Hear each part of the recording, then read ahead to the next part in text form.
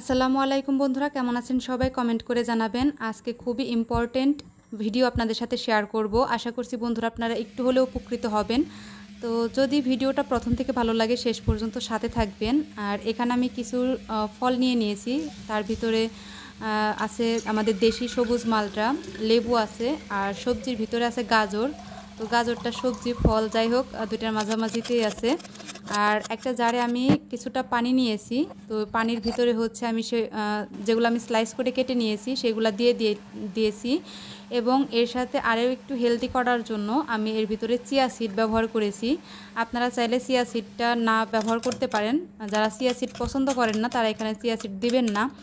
আর যাদের চিয়া সিডের সমস্যা হয় তারা ওই চিয়া সিডটা স্কিপ করে নিতে পারেন। আর ডিটক্স আমি মূলত বানাচ্ছি হচ্ছে ডিটক্স ওয়াটার। আর এই ডিটক্স ওয়াটারের বেনিফিটটা কি আমি একটু বলি। আমাদের শরীরে যে অতিরিক্ত টক্সিন থাকে, বিষাক্ত একটা পদার্থ, সেটা বের করে দিতে সাহায্য করে, ওজন কমাতে সাহায্য করে, স্কিন ভালো রাখতে সাহায্য করে। আর এটা বানানো খুব একটা কঠিন না। আপনাদের পছন্দ মতো কিছু সবজি ফল এগুলা স্লাইস করে কেটে একটা জারের ভিতরে পানি দিয়ে 2-3 ঘন্টা রেস্টে রেখে দিলে এটা তৈরি হয়ে যায়।